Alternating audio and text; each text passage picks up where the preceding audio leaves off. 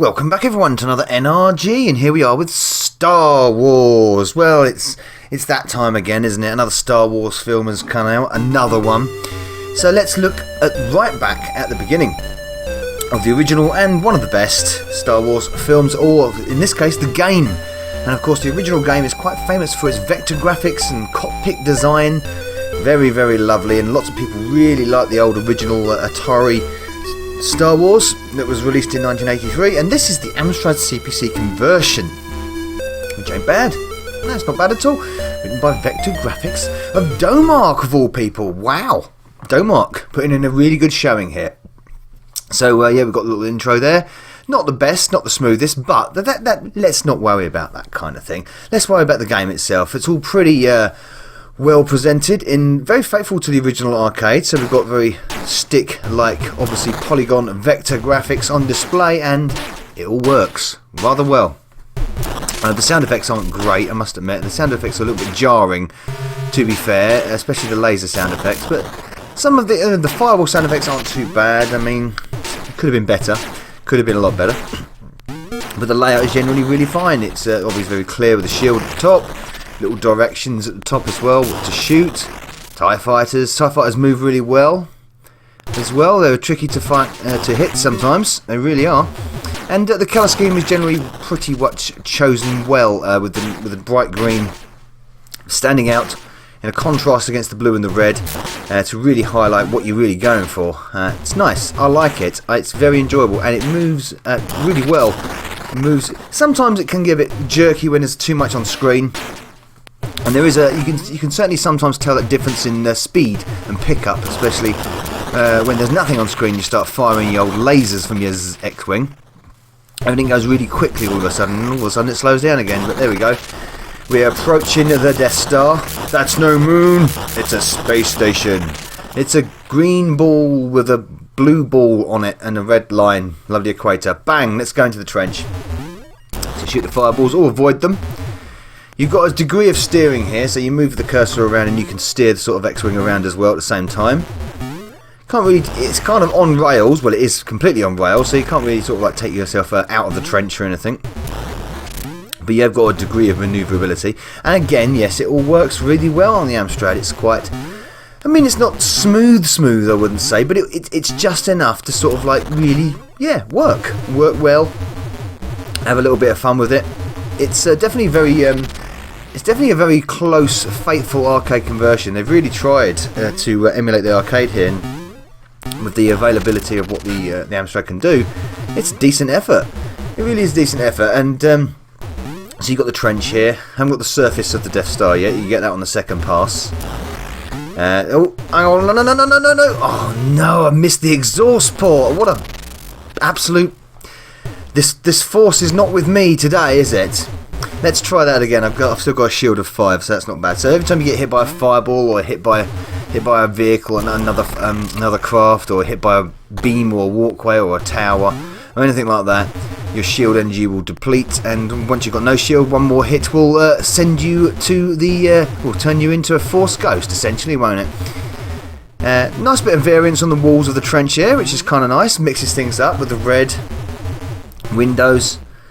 That one missed me.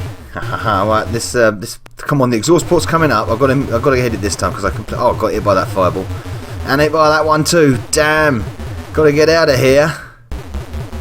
Shoot that fireball. Right, here it comes. It's coming. There it is. It's it, sir. Fantastic shot, kid. That was one in a million. Bang! And it explodes, not like... Okay, look more like an eclipsed sun there. Death Star destroyed. Remaining energy. And then you loop back, and it gets harder, and continually the game gets harder and harder and harder with the stages. Of course, the second wave will give you a different level where you're on the surface of the Death Star. So hopefully, even my shield energy is down to 2, we'll get to that and we'll show you that. So as you can see, yeah, we got, it's decent enough vector graphics. In fact, I think the vector graphics are actually really, really well done, to be honest. The colour choices are certainly spot on for me. Everything moves rather nicely. Like I said, it does slow down occasionally when there's a lot going on screen, and that's quite annoying, especially when it sort of speeds up really quickly straight after. The sound effects not great. It's got a really good theme tune, by the way. The theme tune to the obviously the rendition of the Star Wars theme at the beginning there, really nice, and it's presented really well as well. It's got lots of bits of the storyline, high score table. I'll show you all that actually once I die, because that's a nice little added thing, a track mode running. So that's kind of nice as well. Really, it brings the arcade feel to it. Here's the Death Star again. So we've managed to get to it. Now we get to the surface of the Death Star now. Straight in. And so you've got this extra level. Shoot the surface turrets and the fireballs again. I like the effects on this one. There's a nice shatter effect, which is kind of nice, which has been used in many other games since. And many other games previously, that sort of shatter effect. I think it was used in Beyond the Ice Palace, certainly. I think used in... I want to say a Dizzy game or Ghost Hunters game or something like Ghost Hunters maybe. It's certainly a familiar sound. It's definitely been used before. To be honest, it's probably been used in a Palace game or a Domark game or a Lorciel game or something like that. That sort of shatter. I can't do it. You get off. So the idea is anyway to progress over and over through the waves, to progress through the game and see how far you can get really.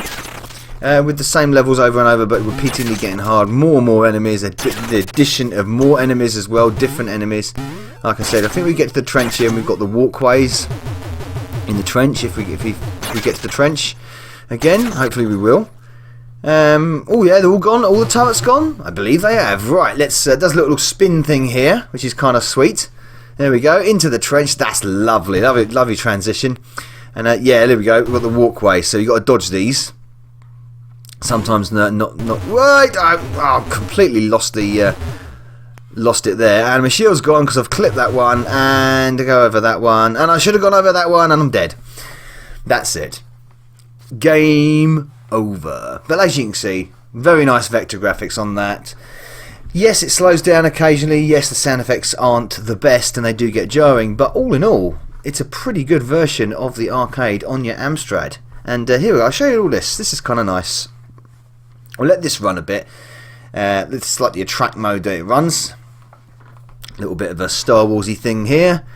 Obi-Wan Kenobi is gone. Obviously after his death at the hands of Darth Vader. So it repeats the old final battle of Red 5 over and over. Princess Leia's Rebel Force. That's good. See, look, Lucasfilm, Atari Games, excellent. Domark registered. 1987, of course, this came out, this version of it, after the original in 1983. Obviously, the film came out in my birth year, 1977. Nearly got my own birth year wrong there. And you see, look, again, nice little Starfield in the background, flight directions. This is the kind of thing that you would get in a sort of like manual, but of course, with an arcade, it would tell you how to work, how shit goes down, should we say. So it's all very well presented. I love the presentation of it. It's definitely a very, very decent effort from Domark on the Star Wars franchise. And on that note, I will bid you a fond farewell. May the Force be with you. That was really predictable to say, wasn't it? Novabug out.